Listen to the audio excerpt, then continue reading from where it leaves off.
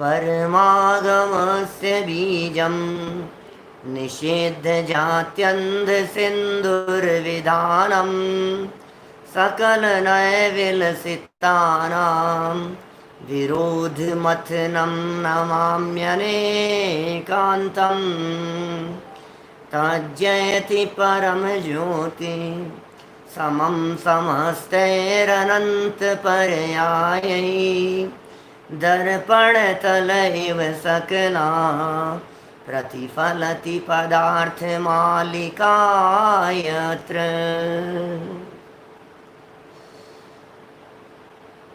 पुरुषार्थ सिद्धि उपाय नामक यह ग्रंथ है आचार्य अमृतचंद्र स्वामी की अनुपम रचना। बहुत सरल शब्दों में जीवन के रहस्यों को और हमारे क्रियाकलापों को आचार्य देव बतलाने का प्रयत्न कर रहे हैं। हिंसा और अहिंसा संबंधी ये मार्मिक व्याख्याएं और इन सब व्याख्याओं के अंतर्गत कल तक हम हिंसा में धर्म बतलाने वाली, हिंसा का पोषण करने वाली 10 युक्तियों के संदर्भ में चर्चा कर चुके थे। और आपको ध्यान होगा इन चर्चाओं के अंतर्गत कल जो अंतिम चरणों में चर्चा चली थी उसमें शिष्य ने ऐसी बात कही थी, या मान लो सामने से कुतर्क करने वाले ने ऐसी बात कही कि समाधि के काल में मरण होगा, तो इससे अच्छा मरण और क्या हो सकता है। जिस जीव का मरण समाधि में हो इसका मतलब उसकी तो सुगति हो गई। अंत भला सो सब भला, ऐसा कहते हैं ना। इसलिए अंत भला, अंत माने समाधि के काल में मरण, संलेखना पूर्वक मरण। लेकिन संलेखना क्या होती है, समाधि मरण का क्या स्वरूप होता है, इसकी चर्चा अमृतचंद्राचार्य देव आगे चल करके एक संलेखना अधिकार में स्वयं ही बतलाएंगे। वो खुद ही बतलाएंगे कि ये संलेखना अधिकार क्या है, ये समाधि अधिकार किस प्रकार का है और समाधि सच्ची क्या होती है। अकेले साधना के काल में मरण का नाम समाधि मरण नहीं है, अंदर में भाव किस प्रकार के चल रहे हैं। यहाँ भी भावों का खेल था सारा। गुरु ने भी मानो इसी प्रकार का उपदेश दिया और शिष्य को भी लगा कि इससे अच्छी और सुगति की क्या प्रक्रिया हो सकती है।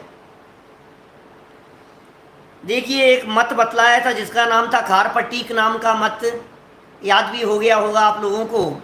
और वो मत और संप्रदाय इस प्रकार का कहा गया कि चिड़िया जिस प्रकार से मुक्त हो जाती है, घड़े में कैद चिड़िया घड़े के फूट जाने पर ठीक उसी प्रकार इस शरीर रूपी घड़े के फूट जाने पर आत्मा रूपी पक्षी भी मुक्त हो जाता है।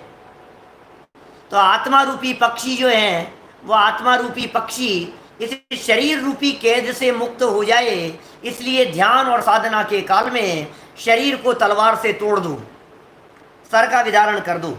इस तरह की खोटी युक्ति अपना करके हिंसा का पोषण करना युक्त नहीं है। इस तरह 10 बातें यहाँ हो चुकी है और आज 11वीं खोटी युक्ति के संदर्भ में हम आगे बढ़ रहे हैं।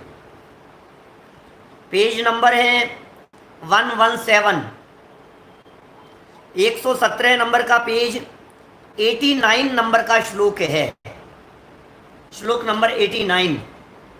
और हिंसा में धर्म ठहराने की 11वीं कुयुक्ति, खोटी युक्ति बतला रहे हैं हिंसा में धर्म ठहराने की। मूल श्लोक पढ़ता हूं, शायद मांसाहार के संबंध में पोषण करने की यहाँ बात हो रही है।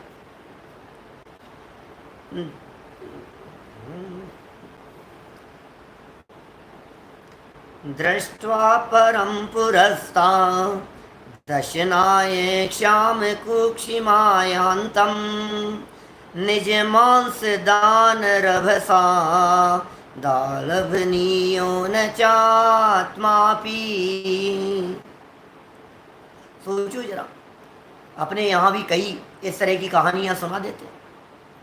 जगह जगह हमें हमारे यहाँ की जैन समाज की धार्मिक सभाओं में भी उस राजा की कहानी मिल जाती है कि अचानक एक कबूतर उसकी गोद में गिर गया, पीछे पड़ा हुआ था बाज और कबूतर आकर के गोद में गिर गया घायल अवस्था में। अब वो मांसाहारी था, तो राजा ने अपने पेट का, अपने जांग का, अपने बाजू का, जो भी प्रसंग है, बोले ये मांस निकाल करके उस मांसाहारी पक्षी को दे दिया और उस कबूतर को बचा लिया। ऐसे प्रसंग हमने कई बार हमारे यहाँ जैन समाज की सभाओं में भी सुने हैं।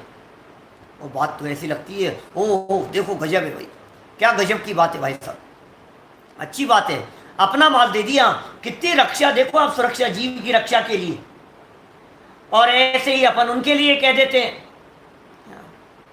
दीवान अमरचंद जी बोले मांस तो तुझे नहीं खिलाऊंगा, तुझे खाना ही है तो भले ही मैं खड़ा हूं, वो एक अलग प्रसंग है, लेकिन मांस का दान नहीं किया जाना चाहिए, ये बहुत महत्वपूर्ण प्रकरण है।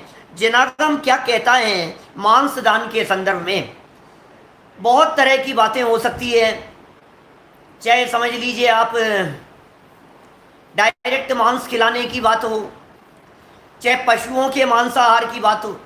मांसाहारी पशुओं का पालन भी नहीं होना चाहिए। वैसे तो पशु पालन हमारे यहाँ जैन परंपरा में होना ही नहीं चाहिए, क्योंकि जीवों को, प्राणियों को आपने जो पराधीन कर लिया है वो भी महान तकलीफकारी है उनके लिए। कहते हैं पराधीन सपने वो सुख नहीं, पराधीनता में तो स्वप्न में भी सुख नहीं है। और हमने जीवों को कर लिया पराधीन, हमने जीवों को परतंत्र कर लिया। आजकल तो बिल्लियां पालने का फैशन हो रहा है, कोई व्यक्ति बिल्ली पालता है और कोई व्यक्ति कुत्ते पालता है। तो कोई कुत्ते पाल रहा है, कोई बिल्लियां पाल रहा है, और जैन होकर के कर रहे हैं, और फिर वो मांस का भक्षण करता है, तो दोष किसके माथे पर आएगा? नहीं साहब हम तो कराते नहीं, करते नहीं है, करते नहीं है, करते नहीं है। तो कराते तो हो, कराना तो पड़ता है तुम्हारे को। और फिर कुछ पूज्य पुरुषों के लिए, और फिर नेमिनाथ भगवान का उदाहरण और दे देते हैं, उनकी बारात में बारातियों के लिए मांसाहार बन रहा था। खोटी युक्तियां हैं, कुयुक्तियां हैं, उन सब का यहां निषेध कर रहे हैं। अन्वय अर्थ पढ़ता हूं 89 नंबर श्लोक का। चय माने और, अश्य आए भोजन के लिए, पुरस्तात पास आयांतम आए हुए, अपरम अन्य श्याम कुक्षिम भूखे पुरुष को दृष्टवा माने देखकर, निज मांस दान रभसात अपने शरीर का मांस देने की उत्सुकता से, आत्मापि अपना भी न आलभनीय है, घात नहीं करना चाहिए। अभी इसमें लौकिक दृष्टि से यदि अपन बातें करें ना, जैसे अपने जीवन के संबंध में, खून दे दिया, दीवान जी तो बहुत महापुरुष थे, उन्होंने तो शेर को जलेबी खिलाने की बात कही है ना, मांस नहीं खिलाया उन्होंने, खुद सामने जाकर के खड़े हो गए। लेकिन यहाँ तो ऐसी बात कह रहे हैं, कभी प्रसंग बने तो किडनी का दान दे देता है, आंखें दान दे देता है, मरने के बाद में अपनी आंखें दान दे दी। क्या ये दान है? क्या मांस दान को दान की श्रेणी में रखा जा सकता है? बोलो, क्या हो सकता है ऐसा कि मांस दान किया जाना चाहिए? खून, ये ब्लड डोनेशन करते हैं लोग, ब्लड डोनेशन कैंप लगते हैं अपने जैन समाज के, जैन समाज के लोगों द्वारा ब्लड डोनेशन कैंप लगाए जाते हैं, और सब इकट्ठे होते हैं, महावीर जयंती पर होते हैं, भगवान महावीर स्वामी के नाम पर होते हैं। रक्तदान, रक्तदान कह रहे हैं, अरे ये दान शब्द साथ में जुड़ जाने का अर्थ वो कोई दान नहीं हो गया। दान शब्द भले ही साथ में जोड़ दिया हो, फिर तो आप कन्यादान को भी दान देना कहो, कन्यादान भी तो है, तो दान दिया कि नहीं दिया? साहब हमने दिया साहब दान, कन्यादान दिया, कन्यादान, तो कन्यादान दान है, उसे दान देना कहते हैं। किसी भी चीज को, जो चीज आपके काम की नहीं है वो चीज उठा करके किसी को भी दे देना, क्या वो दान कहलाता है? मांस हम तो नहीं खाते, लेकिन मांस किसी के लिए समर्पित कर दिया तो ये मांस दान महापाप है। दान तो हमारे यहाँ जनागम में 4 ही प्रकार का कहा है, औषध शास्त्र अभय आहारा। दान 4 प्रकार, 4 संग को दीजिए। क्या ख्याल में आ रही है बात? प्रश्न मेरे सामने कुछ दिख रहे हैं, दवाओं के अंदर भी आते हैं क्या? भाई यदि आपको पता है कि इस दवा के अंदर मांस है तो वो श्रावक के लिए लेने योग्य नहीं है। लेकिन उसने त्याग करते समय, हमने बतलाया था आपको, जब मद्य मांस मधु के त्याग का प्रकरण आया था तो हमने इस प्रकार की बात कही थी कि जिन दवाओं में मांस है और असाध्य रोगों के लिए वे दवाएं हैं, और आपकी यदि शक्ति नहीं है तो आप दवाओं को छोड़ करके मांस त्याग की प्रतिज्ञा लीजिए, नहीं तो मांस भक्षण होने से आपका श्रावकपना बिगड़ जाएगा, श्रावक पद से आप विचलित हो जाएंगे। करना तो पड़ेगा, सोचना तो पड़ेगा आपको। दवाओं के अंदर भी आ रहा है। माने हम व्यक्तिगत बात करते हैं, हम भी, हमारी भी बात करते हैं, और हम जानते हैं बहुत सारे लोगों को जो बिल्कुल सतर्क रहते हैं, सावधान रहते हैं, भाई इस दवाई के अंदर नॉनवेज है, ये नहीं लेंगे। आश्चर्य तो तब होता है जब हमारे जैन समाज के लोग भी मांस का पोषण करने लगते हैं। रक्तदान तो बहुत फेमस हो ही गया है, शहद का पोषण करने लगते हैं, शहद खाने की बात करने लगे। मद्य मांस मधु और पंच उदंबर फल के त्याग के बिना तो जैनपना संभव नहीं है। इसलिए न तो हम खाएंगे, न खाने वाले की अनुमोदना करेंगे, न खाने का पोषण करेंगे। अब वही उसी तरह की बातें आएगी। एक दिन पहले भी की थी, इसलिए ज़्यादा विस्तार यहाँ नहीं देना चाहता हूँ कि अपने परिवार में हो जाए तो क्या करें, बच्चे की तबीयत बिगड़ जाए तो क्या करें, उसका खून चढ़ना है, अब चढ़ाएं कि नहीं चढ़ाएं। तो ये हमारा अनुराग है, धर्म नहीं है। न तो धर्म है न दान है। माने लोक में जो कुछ भी चलता हो, आपने अपने बच्चे को बचाने के लिए किडनी उसे दे दी, अब ये जो कुछ भी चल रहा है सो ठीक है, लेकिन उसे दान की श्रेणी में नहीं रखा जा सकता, उसे धर्म की श्रेणी में नहीं रखा जा सकता, उसे पुण्य की श्रेणी में भी नहीं रखा जा सकता है। किसी गरीब व्यक्ति के लिए दे दिया, यहाँ तो भूखे व्यक्तियों की बात कर रहे हैं। भूखा आ गया, भूख से तड़पता हुआ, मांसाहारी प्राणी है, तो क्या करें बोलो? क्या? देखो यहाँ पढ़ रहे हैं बात हम, क्या लिखी है। और भोजन के लिए पास आए हुए अन्य भूखे पुरुष को देखकर, भूखा व्यक्ति है, भोजन के लिए आया है, अपने शरीर का मांस देने की उत्सुकता से अपना भी घात नहीं करना चाहिए। अपना घात कर लिया, उत्सुकता से अपना मांस दे दिया, बोले ये भी नहीं किया जाना चाहिए। क्या? टीका देखिए, चेनाशनाय आयांतम श्याम कुक्षिम पुरस्तात दृष्ट्वा निज मांस दान रभसात आत्मा अपि न आलभनीय है। भोजन लेने के लिए आए हुए दुर्बल उदर वाले, उदार वाले नहीं, उदर, उदर माने होता है पेट, खाने के लिए आया है, भाई मैं तो नॉनवेज ही खाता हूँ, मैं तो मांसाहारी हूँ। अब बोलो क्या करें? होते हैं ना इस तरह के लोग। दुनिया में बहुत तरह के लोग हो सकते हैं जो लोग मांसाहार करते हो और आपके घर आ गए। आपके यहाँ यदि कोई मांसाहारी व्यक्ति आ जाए तो क्या आप मांस खिलाएंगे क्या उसको? बोलो। हमारे यहाँ कोई श्रावक भी आता है तो हम मांसाहार तो छोड़िए, जमीकंद और अभक्ष्य पदार्थ भी उसे नहीं खिलाते, क्योंकि खाते ही नहीं है। घर में कोई अभक्ष्य पदार्थ आता ही नहीं है, न हम बनाते हैं, न हम अनुमोदना करते हैं, न हम खिलाते हैं। बोलो। आलू खाने वाला आपके यहाँ आ जाए तो आलू खिलाएंगे आप उसे? आलू बनाएंगे? जनागम इस बात की स्वीकृति देता है क्या? जब हम आलू जैसे जमीकंद की ही स्वीकृति नहीं कहते हैं तो फिर यहाँ तो मांस भक्षण का सवाल चल रहा है। भोजन लेने के लिए आए हुए दुर्बल उदर वाले मनुष्य को अपने समक्ष देखकर अपने मांस देने के उत्साह से, उतावली से अपने शरीर का भी घात नहीं करता, नहीं करना। देखिए ये सारे वास्तव में क्या है, क्षत्रियों के ज़माने की बात है। आज तो वैसे ही पावर नहीं बची है थोड़ी बहुत भी, कौन काट करके मांस देने वाला है? 1000 साल पहले की बात है। 1000 वर्ष पहले की ये घटनाएं हैं। और 1000 साल पहले तो हम भी जानते हैं, चारों तरफ राजाओं का राज था, क्षत्रिय लोग थे, क्षत्रिय राजघरानों के अंदर हमारे जैन लोग भी काम करते थे, बहुत पुरुषार्थी हुआ करते थे, राजा महाराजा होते थे, देशभक्ति उनमें होती थी बहुत ज़्यादा, घर में तलवारें होती थी, हथियार होते थे, सब होते थे। ये सब 100-200 साल पहले चले जाओ तो ये सब चलता था इस तरह का। और इतनी हिम्मत वाले भी होते थे कि मांस काट करके दे देवे, चीर फाड़ करके दे देवे।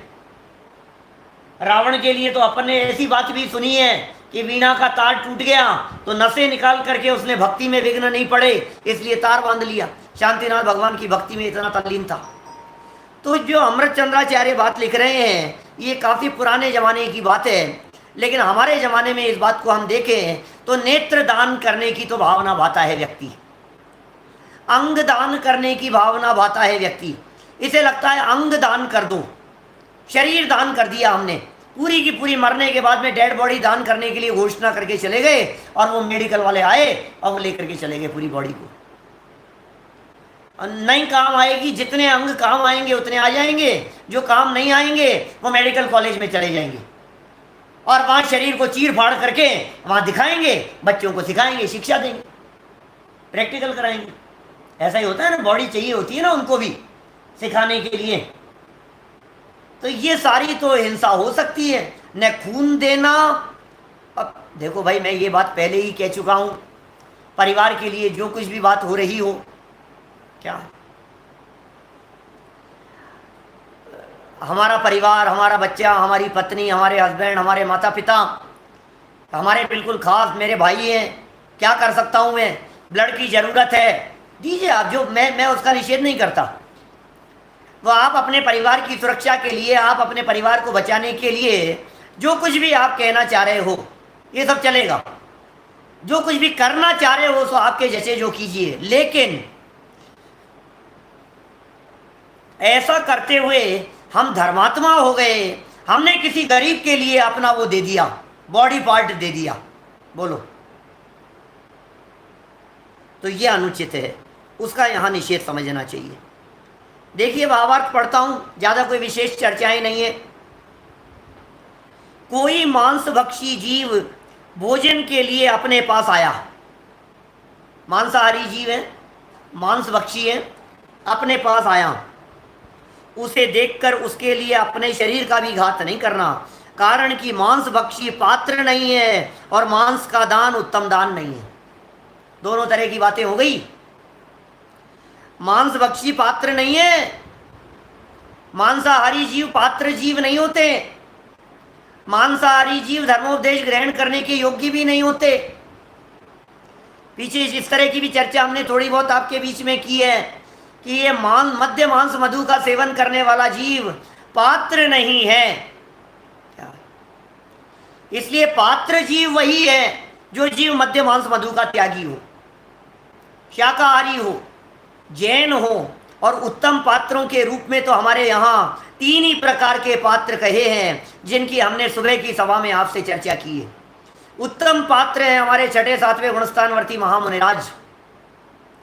मध्यम पात्र दिखाई देते हैं पंचम गुणस्थानवर्ती उत्तम 11वीं प्रतिमाधारी श्रावक, और अन्य पात्र दिखाई देती हैं श्राविकाएं। श्राविका क्या कहेंगे, हारिकाएं। और यदि और नीचे उतरे तो सम्यक दृष्टि, और फिर ज़्यादा ही नीचे उतरना हो तो फिर विद्वान हम जैसे, माने जो भी है। तो कुल मिलाकर के ज्ञानी धर्मात्मा हो, स्वाध्यायी हो, अभ्यासी हो, त्यागी तपस्वी हो, व्रती हो, नैतिक आचरण करने वाले हों, वे वास्तव में पात्र रूप हो सकते हैं, माने कुछ भोजन आदि कराने के लिए। ये दान, मांस का दान, मांसाहारी पशु और पक्षी ये मांस भक्षी पात्र भी नहीं है और मांस का दान उत्तम दान भी नहीं है। इसलिए बहुत सावधान और सतर्क रहने की बात यहाँ की जा रही है। बड़े आगे बात हो गई पूरी, कुछ और कोई विशेष बातें कहना नहीं है मुझे। आपका यदि मन हो नेत्र दान करने का तो आप दान दीजिए, आपका यदि मन हो खून देने का तो आप दीजिए, आपका यदि मन हो अपने शरीर देने का तो दीजिए, लेकिन दान नहीं है, पुण्य नहीं है, शुभ भाव नहीं है, इतना बिल्कुल गांठ बांध लेना। धर्म का संबंध तो दूर दूर तक नहीं है। क्या? इसलिए धर्म तो है ही नहीं, शुभ भाव भी नहीं है और पुण्य भी नहीं है। अब लौकिक थोड़ा बहुत सदाचार और आपने सहयोग और करुणा बुद्धि थोड़ी बहुत जितनी थी, उससे किंचित कदाचित जो कुछ भी जैसा आपके परिणामानुसार फल मिलेगा सो मिल मिला जाएगा। किसी और का भला तो हो जाएगा, आपसे हो जाएगा तो अच्छी बात है। धर्म पुण्य मत मानो आप उसको। अरे यदि पुण्य की श्रेणियां गिननी जाए, अभी मान लीजिए पुण्य के स्तर बनाए जाएं तो कितने तरह के स्तर बन सकते हैं। एक बार की थी ना अपन ने चर्चा, ऐसी आपने बताई थी, कुछ चला रहे थे आप इस तरह का कोई विषय। माने पुण्य के संदर्भ में भी कैटेगरी बनाओ लेवल वाइज, और पाप के संदर्भ में भी लेवल वाइज कैटेगरी बनाओ। सब पाप को एक श्रेणी में नहीं रखा जा सकता है, सभी प्रकार के पुण्य को एक श्रेणी में नहीं रखा जा सकता है। सारे पुण्य एक श्रेणी में है क्या? स्वाध्याय करने में जितना पुण्य बनता होगा, पूजन करने में भी उतना ही लगता होगा, दर्शन करने में भी उतना ही पुण्य होता होगा, और कबूतरों को ज्वार देने में भी उतना ही होता होगा, और गाय को घास डालने में, रोटी खिलाने में भी उतना ही पुण्य होता होगा। सोचो जरा गंभीरता से। और आत्म स्वरूप का चिंतन मनन करने में भी वही होगा। असंख्यात लोक प्रमाण प्रकार बनते हैं भाई साहब। पुण्य के असंख्यात लोक प्रमाण भेद बनते हैं पुण्य के। मानव धर्म कहो तो कहो, आप उससे क्या लेना देना है बोलो। इन सारी प्रवृत्तियों को सामाजिक काम है, ये समझ लो आप, सामाजिक काम है। अब सामाजिक कामों के अंदर जिसके जैसे परिणाम होंगे तदनुसार वो उसका फल पाएगा। और ही अच्छे काम है। साहित्य सृजन का काम कितना बड़ा है, लिखने पढ़ने पढ़ाने का काम कितना उत्कृष्ट है, ये क्यों नहीं सोचते हो आप? सर्वोत्कृष्ट जाति का पुण्य यदि कुछ है तो आत्म स्वरूप का चिंतन है। भेद विज्ञान का विचार, विकल्पों के अंदर भेद विज्ञान की चर्चा चलना, ये सर्वोत्कृष्ट पुण्य है। क्योंकि इन विकल्पों के ऊपर तो फिर धर्म हो जाता है, शुद्धोपयोग हो गया, आत्म स्वरूप में रमणता हो गई, तब तो धर्म हो गया, सच्चा धर्म हो गया। अब जब तक सच्चा धर्म नहीं है तब तक विकल्पात्मक भूमिका में जो वस्तु तत्व का निर्णय करने का प्रयास है, ये सारी विकल्पात्मक दशा सातिशय पुण्य है, विशिष्ट जाति का पुण्य है, उत्कृष्ट जाति का पुण्य है। ये सातिशय पुण्य क्या होता है सजल भाई? सातिशय पुण्य क्या होता है? सातिशय पुण्य क्या चीज है? सातिशय पुण्य में होता क्या है? सोचा कभी ऐसा? कभी कभी पूछ लेते हैं लोग। पढ़ना चाहिए, तलाशना चाहिए जनागम में, सातिशय पुण्य के संदर्भ में भी। मैं अपने विकल्पों से बात कहता हूं, जो जवाब मैं लोगों को देता हूं वो जवाब आपको कहता हूं। सातिशय पुण्य माने, और सातिशय पुण्य बंधेगा, सातिशय पुण्य बंधेगा, तो बता तो दो सातिशय पुण्य के फल में क्या होता है? सातिशय पुण्य के फल में अतिशय होते हैं। जिग्नेश भाई, सातिशय पुण्य के फल में अतिशय होते हैं। सातिशय पुण्य कह रहे हैं ना आप? सातिशय पुण्य का मतलब क्या है? अतिशय सहित वाला पुण्य। ऐसा पुण्य जिस पुण्य के फल में अतिशय हो, मिरेकल हो, चमत्कार हो, उसे कहते हैं सातिशय पुण्य का उदय है। सातिशय पुण्य का उदय होता है तो अद्भुत काम हो जाते हैं, अनबिलीवेबल काम हो गए, इसका नाम है सातिशय पुण्य। हमने तो सोचा भी नहीं था और हमारा नाम घोषित हो गया। किसके लिए? बोले प्रधानमंत्री पद के लिए, मनमोहन सिंह जी। इसका नाम सातिशय पुण्य उदय में आया। अब समझ रहे हैं आप? जिस चीज की आपने कल्पना भी नहीं की, सपने में भी नहीं सोच सकता मैं प्रधानमंत्री बन जाऊंगा, मुझे तो सपने में भी नहीं था कि मैं राज्यपाल बन जाऊंगा, और सीधा वहां से आदेश आया कि आपको राज्यपाल नियुक्त किया जाता है। इस तरह की चीजें। और फिर यदि उसको, ये तो मैंने उदय की अपेक्षा से बात की, और यदि सही अर्थों में लगाया जाए तो ये जनवाणी सुनने का अवसर मिलना, ये सातिशय पुण्य का उदय है, क्योंकि इसमें अतिशय होने वाला है। जिनवाणी सुनने का अवसर मिलना, इसमें ऐसा अतिशय होने वाला है भाई साहब। क्या? जिनवाणी सुनने का अवसर मिलने में ऐसे अतिशय और ऐसे चमत्कार होने वाले हैं कि आपको सम्यक दर्शन की प्राप्ति हो जाएगी। अरे अतीन्द्रिय आनंद के झरने झरेंगे, ऐसा चमत्कार हो जाएगा। ये चमत्कार है, ये सातिशय वेद विज्ञान हो जाएगा, अंतरोन्मुखी वृत्ति, क्योंकि ऐसा अतिशय होता है उसका, कर्मों की स्थिति और आदि सब जो है अंतः कोड़ा कोड़ी सागर प्रमाण रह जाती है। सारी की सारी परिस्थिति अंतः कोड़ा कोड़ी सागर प्रमाण रह जाती है। बोलो, ख्याल बात समझने की चेष्टा करना, हम क्या कह रहे हैं। देखो भाई, सच्चाई तो क्या है, वस्तु स्थिति तो सातिशय पुण्य के संदर्भ में क्या होगी, लेकिन शब्द जो कह रहा है वो स अतिशय, अतिशय माने चमत्कार, और अतिशय सहित और पुण्य का उदय। तो जिस पुण्य के उदय में आपको चमत्कार दिखाई दे, ऐसा भी लगा सकते हो आप। उदय की अपेक्षा से बात कर रहे हैं अभी अपन, अभी तत्वज्ञान की अपेक्षा से, वो तो सर्वोत्कृष्ट पुण्य का बंधन है। बंधन अलग चीज होती है, उदय अलग प्रकार की चीज होती है। अभी सातिशय पुण्य के उदय की बात कर रहे हैं। ऐसा सातिशय पुण्य का बंधन होता है भेद विज्ञान के अभ्यास से। बंधन सम्यक दृष्टि ज्ञानी जीवों को तत्वाभ्यास से, विकल्पात्मक दशा में जो चल रहा है उससे सम्यक दृष्टि ज्ञानी जीवों को सातिशय पुण्य का बंध होता है। उदय में क्या काम होते हैं, चक्रवर्ती पद मिल गया, ये उदय का काम है। तीर्थंकर पद मिल गया, ये उदय का काम है। समझ में आ रही है बात। ऐसे उदय होंगे, उदय में ऐसी परिस्थितियां हो जाती है। कुष्ठ रोग हो गया और महामारी दिखाई दे रही थी, और अचानक रातों रात सारा कुष्ठ रोग ठीक हो गया। सातिशय पुण्य का उदय, उदय आ गया। ख्याल में आ रही है बात। ये सुनने का प्रसंग बनना, ये भी महान उदय का काम है। तीर्थंकरों की वाणी का योग मिल जाना, ऐसे वीतरागी गुरुओं की वाणी का योग मिल जाना, शुद्ध त्रिकाली ध्रुव आत्म तत्व की बात सुनने समझने का अवसर मिलना, ये भी सातिशय पुण्य है, पुण्य का उदय है। और सुन रहे हो परिणाम पूर्वक, ये सातिशय पुण्य का बंध है। लेकिन जब उसका उदय आएगा तो कैंसर हो गया था और जड़मूल से नष्ट हो गया 2 दिन में। सारी रिपोर्ट्स खराब थी, बिस्तर पकड़ रखे थे, डॉक्टरों ने जवाब दे दिया, और रातों रात उठ करके चलना चालू कर दिया और बिल्कुल ठीक हो गए। इसका नाम सातिशय उदय है। और सारे लोग कहने लग गए चमत्कार हो गया, चमत्कार हो गया। इसका नाम सातिशय उदय है। समझाने की चेष्टा की है थोड़ी सी, आगम शिरोधार्य है हमारे लिए। रमेश जी, भाई साहब मंगल, आपसे देखिए, तलाशिए, मिलेंगे बहुत सारे प्रसंग शास्त्रों में मिलेंगे, बहुत तरह की बातें आएंगी जहाँ जैसे प्रसंग मिले। लेकिन हमें कुछ विशेष सातिशय पुण्य के संदर्भ में ज़्यादा पढ़ने को नहीं मिला, इसलिए हमने जन सबके बीच में रख दी है ये बात। और हमें जो शब्दों से अर्थ ख्याल में आता है उसे हमने आपके बीच में रखने का प्रयास किया।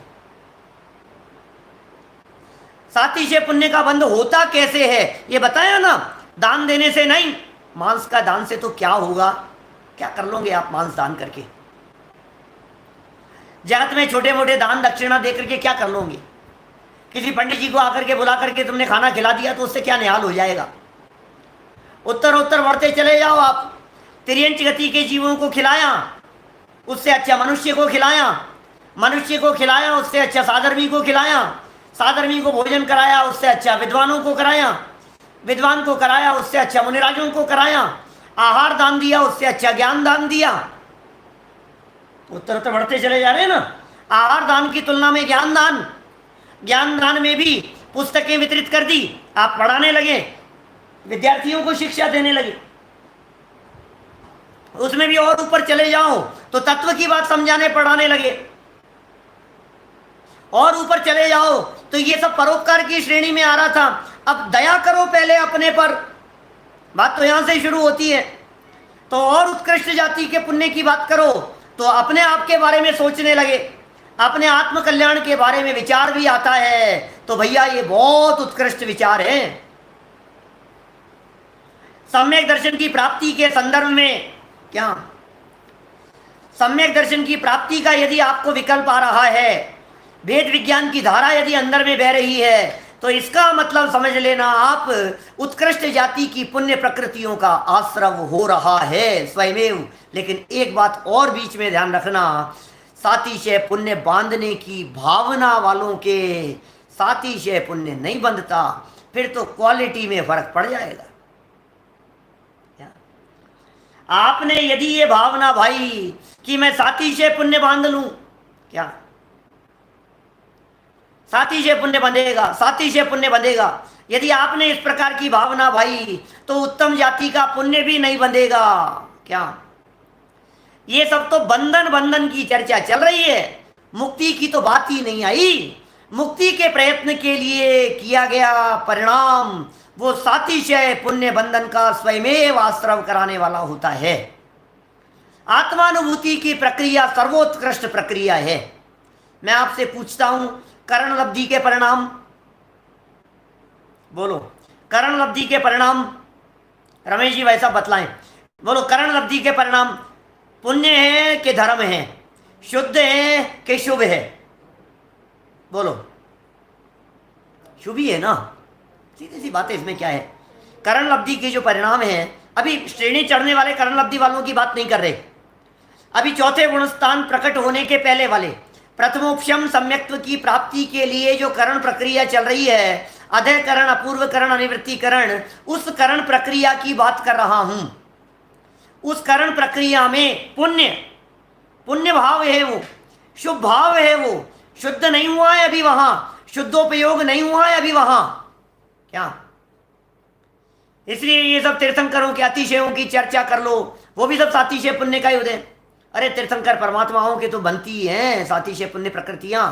तीर्थंकर कर्म प्रकृति अपने आप में चमत्कारिक प्रकृति है, और उस प्रकृति के साथ में जितनी पुण्य प्रकृतियां बनती चली जा रही है वे सब उसी प्रकार की है। चलिए हम लोग थोड़ा ज्यादा ही विषयांतर हो जाएंगे। प्रसंग अपना ये चल रहा था कि लौकिक में छोटा मोटा दान दिया जाना ये हीन जाति का पुण्य बांध लेगा, और मांस दान तो दान की श्रेणी में आता ही नहीं है। क्या ख्याल में आ रही है बात? तो सोचना विचार करना इस तरह का, ऐसा ऐसा नियम नहीं बनाया जा सकता है कि सातिशय पुण्य सम्यक दृष्टियों को ही बंधता है। कह दो बोलचाल की भाषा में, कोई आगम प्रमाण है क्या? हाँ, सम्यक दृष्टियों को तो जो बंधेगा वो सातिशय होगा ही। क्या? पंचम गुणस्थान वर्ती को, छठे सातवें गुणस्थान वर्ती को, उनको जो होगा वो तो सातिशय होगा ही। लेकिन क्या ऐसा कहीं उल्लेख मिलता है क्या आगम में कि मिथ्या दृष्टि जीव या सम्यक्त्व सम्मुख मिथ्या दृष्टि जीव या भेद विज्ञान का अभ्यास करने वाला जीव सातिशय पुण्य नहीं बांध सकता है? हमने बहुत तरह के लेवल आपको बतला दिए पुण्य के संदर्भ में। अब उन सब के अंदर अब अपने दिमाग से लगा लो, सोच लो, और सच में ये चर्चाएं तो बंधन की है। हम कहां मुक्ति की चर्चा को छोड़कर बंधन की चर्चाओं में उलझ गए। ये जनागम तो हमारे को मुक्ति के लिए मिला है भाई, ये जनागम तो मुक्ति मार्ग प्रकट करने के लिए मिला है हमारे को। क्या नया पॉइंट पढ़ते हैं, हिंसा हिंसा की चर्चा को पूरा करते हैं। यहां कल से चर्चा करेंगे सत्यानुव्रत के संदर्भ में। थोड़ा कहा बहुत समझना, बात ऐसी ही है बस। देखिए, हिंसा में धर्म ठहराने की 12वीं कुयुक्ति, वास्तव में कोई ऐसी कुयुक्ति जैसी दिख नहीं रही है यहां, लेकिन इतना जरूर दिख रहा है कि मूड मत बनो। कुल मिलाकर के बात यह है।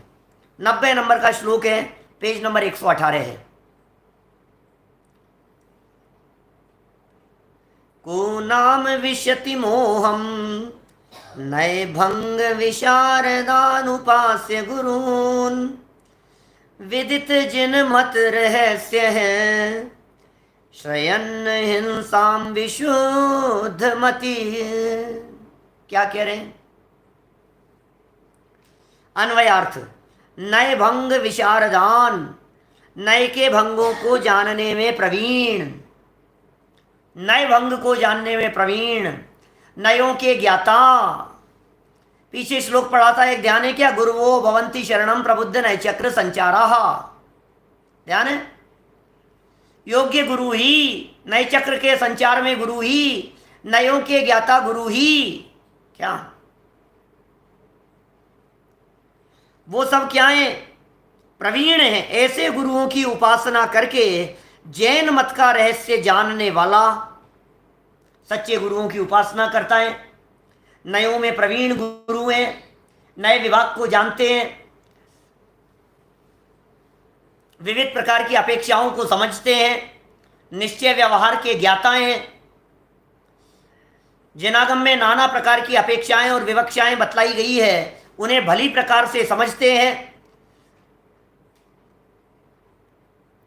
तो कहते हैं ऐसा कौन निर्मल बुद्धिधारी है जो अहिंसा का आश्रय लेकर मूढ़ता को प्राप्त होवे। ओहो, ये कह रहे हैं सच्चे गुरुओं की शरण दो, वीतरागी दिगंबर मुनिराजों की शरण दो, हमारे भावलिंगी संत जगत से निष्प्रही, जगत से कटे हुए, जगत के जीवों से दूर रहने वाले, स्वयं मोक्ष मार्ग में विचरण करने वाले और जगत के जीवों के को मुक्ति के मार्ग का संदेश देने वाले, ऐसे हमारे जो महामुनिराज हैं उन मुनिराजों की शरण में जो स्वयं मुक्ति के मार्ग पर चल रहे हैं, हमें निश्चित तौर पर मुक्ति का मार्ग मिलेगा। और ऐसे गुरुओं की शरण लेने पर कोई मूर्ख व्यक्ति ऐसा नहीं हो सकता जो अहिंसा का आश्रय लेकर के मूढ़ हो जाए। ये जितनी कुयुक्तियों की चर्चा की है ये सब मूढ़ लोगों की चर्चा की है, जितनी खोटी युक्तियों की बात कही है यह सब नासमझ लोगों की बात कही है, जितनी मूढ़ लोगों की बात कही है यह सब मूर्खों के संदर्भ में कही गई बात है। मूर्ख है व्यक्ति जो इस प्रकार की बात करता है, मूढ़ मत बनो। देखिए टीका पढ़ते हैं। नाम नय भंग विशारदान गुरून् उपास्य कह मोहम विशति। नाम ऐसा अव्यय कोमल संबोधन के लिए है। नाम शब्द ऊपर लिखा है ना श्लोक में, जो नाम शब्द है ये तो कोमल संबोधन के लिए अव्यय प्रयोग है। हे जीव, नए के भेदों को जानने में प्रवीण गुरु की सेवा करके कौन जीव मोह को प्राप्त होगा। सच्चे गुरुओं की सेवा करके मोह में कौन उलझेगा। सच्चे वितरागी दिगंबर गुरुओं की चरणों की शरण में आकर कौन से जीव को सच्चा मार्ग नहीं मिलेगा। जीवों को सच्चा मार्ग मिलता है मुनिराजों की शरण से, सच्चा मार्ग बतलाने वाले हैं हमारे महामुनिराज। तो ऐसे प्रवीण गुरु की सेवा करके मोह को प्राप्त नहीं होगा, कोई नहीं होगा। जीव को भले बुरे, गजब की बात कह रहे हैं, गुरुओं की महिमा बतला रहे हैं। गुरुवो भवंती शरणम की बात कर रहे हैं, योग्य गुरु की उपयोगिता बतला रहे हैं। हमारे जीवन में गुरु होना ही चाहिए। गुरु माने जो हमारे को सही गलत की पहचान कराए, गुरु माने जो हमारे को गलत मार्ग पर भटकने से बचाए, गुरु माने जो हमारा पथ प्रदर्शन करे, गुरु माने जो हमारे को शिक्षा देवे, गुरु माने जो हमारे को डूबते हुए को सहारा देवे, उसका नाम है गुरु। अपने तत्वज्ञान के माध्यम से, अपने आचरण के माध्यम से, अपने जीवन के माध्यम से। क्या प्रमोद भाई, सुबह हो रही होगी आपके यहां, तो देखो क्या कह रहे हैं, अपने जीवन के माध्यम से क्या जो उपदेश देते हो, जो जगत के जीवों को धर्म मार्ग में लगाते हो। बात क्या कह रहे हैं देखिए, जीव को भले बुरे, प्रकरण पढ़िए क्या सुंदर लाइन दे रहे हैं। जीव को भले बुरे हित अहित का श्रद्धान गुरु के उपदेश से होता है। वीतरागी गुरुओं की बात है, अपरिग्रही गुरुओं की बात है, परिग्रह की भावना नहीं भाने वाले गुरुओं की बात है, लोभी नहीं है, लालची नहीं है, निष्प्रय भाव से धर्म प्रभावना करने वाले गुरुओं की बातें। कहते हैं भले बुरे और हित अहित का श्रद्धान गुरु के उपदेश से होता है। बहुत मायना रखता है गुरु का उपदेश। इसीलिए हमारे जय धवला आदि ग्रंथों में, सुरेश जी भाई साहब, हमारे जय धवला आदि ग्रंथों में जो कहा है ना, ज्ञानी गुरु की देशना का जो बात कही है वो इसी बेस पर कही गई है। ज्ञानी गुरु की देशना, सच्चे गुरुओं की देशना यदि आपको नहीं मिली है तो आप कैसे मार्ग पाएंगे, आपको सच्चा मार्ग कैसे मिलेगा। तत्व की सच्ची बात बतलाने वाले कौन मिलेंगे आपको, कौन बताएंगे, बोलो। देखिए, जीव को भले बुरे हित अहित, भला बुरा हित अहित, इनका श्रद्धान गुरु के उपदेश से गुरु बताते हैं नहीं, राग भाव में धर्म मानना, जिनमत में मिथ्यात्व कहा। क्या राग भाव में धर्म, ये जिन वचन नहीं हो सकते हैं। हिंसा में धर्म, ये जिनेंद्र देव के वचन नहीं हो सकते हैं। शास्त्रों के हृदय को खोलने वाले होते हैं गुरु। ऐसे पूर्वोक्त अश्रद्धानी कुगुरु के बहकाने से यह जीव अन्यथा प्रवर्तन करता है। अब पूर्वोक्त जो 12 प्रकार के कुतर्क दिए हैं, खोटी युक्तियां बतलाई है, अब ये सारे के सारे गुरु किस प्रकार थे? से सारे गुरु ऐसे ही थे जो कह रहे खार पटीक मत वाले, ऐसे मत वाले, ऐसे संप्रदाय वाले, ऐसा कर लो, दान दे दो, ये कर दो, किसी को बचाने के लिए कर दो, किसी को मारने के लिए कर दो, किसी का परलोक सुधारने के लिए कर दो। है एक जीव की जगह बहुत सारे जीवों को की हिंसा होती हो तो एक ही मार लो, हिंसक पशुओं को मार लो, ऐसे ऐसे तर्क दे रहे हैं। हिंसक पशु है भैया, इनको तो मार दो, मार देना चाहिए। एक भी जंगली जानवर नहीं रहना चाहिए, क्रूर पशु नहीं रहना चाहिए, मांसाहारी पशु नहीं रहना चाहिए। ये सब खोटे युक्तियां और खोटे तर्क देने वाले गुरु हैं। ऐसे अश्रद्धानी है कुगुरु के बहकाने से यह जीव अन्यथा प्रवर्तन करता है, खोटा प्रवर्तन करता है। परंतु जिस जीव ने सर्वनय के ज्ञाता परम गुरु की सेवा की है वह भला कैसे भ्रम में पड़ सकता है? कदापि नहीं पड़ सकता। ओहो, हमारे जो सच्चे गुरु हैं, उनकी उपासना करने वाले, हमारे वीतरागी सच्चे दिगंबर मुनिराजों के चरणों की शरण में रहने वाले, चूंकि वे नयों के ज्ञाता हैं, उपदेश उनका, व्यक्ति भ्रम में रह सकता है, कोई भ्रम में नहीं रहेगा। ख्याल में आ रही है बात? कदापि नहीं पढ़ सकता। कैसा है वह जीव? पात्र जीव की बात कर रहे हैं। वो जीव किस प्रकार का है? विदित जिन मत रहस्य है। वाह, क्या विदित जिन मत रहस्य। विदित माने जानने वाला, जिन मत जिनेंद्र भगवान का मत रहस्य है। जिनेंद्र भगवान के मत के रहस्य को जिसने जाना है, जिसने जैन मत का रहस्य जान लिया है। और कैसा है वह जीव? अहिंसा श्रयन सर्वज्ञ वीतराग कथित, दया को ही धर्म का स्वरूप जिसने अंगीकार किया है। ओह, सर्वज्ञ वीतराग कथित, क्या सर्वज्ञ कथित, वीतराग कथित। वीतरागी सर्वज्ञ हमारे भगवान, उनके द्वारा कहा गया दया को ही धर्म का स्वरूप जिसने स्वीकार किया है। अब दया का अर्थ समझ लेना आप, जैसा निश्चय दया और व्यवहार दया। निश्चय दया अपने आप की, क्या, और व्यवहार दया, निश्चय दया अपने आप की और व्यवहार दया जगत के जीवों की, वो व्यवहार दया है। तो अपने आत्म स्वरूप में अपने आप को संसार समुद्र में डूबने से बचाना, ये कहलाती है निश्चय दया। मैं डूबूं नहीं, मैं विकार भाव परिणमन नहीं करूं, क्या, और मैं भटकूं नहीं, मैं घूमूं नहीं इधर उधर, मेरा जगत परिभ्रमण नहीं होवे, नरक निकोज में मुझे नहीं भटकना पड़े, सागरों पर्यंत के लिए मुझे संसार दशा में नहीं घूमना पड़े। इसके लिए जो भी प्रयत्न है शुद्धोपयोग रूप, वो तो है निश्चय से दया, वो दया है धर्म। और जो पर की दया है, ये पर की दया है पुण्य। ख्याल में आ रही है बात? निश्चय दया है अपनी दया और पर की दया है पुण्य। ख्याल में आ रही है बात? तो ये कह रहे हैं ऐसे दया को ही धर्म का स्वरूप जिसने स्वीकार किया है। और कैसा है? विशुद्ध मतिः, जिसकी बुद्धि निर्मल है, ऐसा जीव मोह को प्राप्त नहीं होता। क्या? जिस जीव की बुद्धि निर्मल है वो जीव मोह को प्राप्त नहीं होता। इस प्रकार दया धर्म को दृढ़ करके अहिंसा व्रत का वर्णन किया। कुल मिलाकर के यहाँ ये कह रहे हैं, योग्य गुरु की शरण के का उपदेश दे रहे हैं।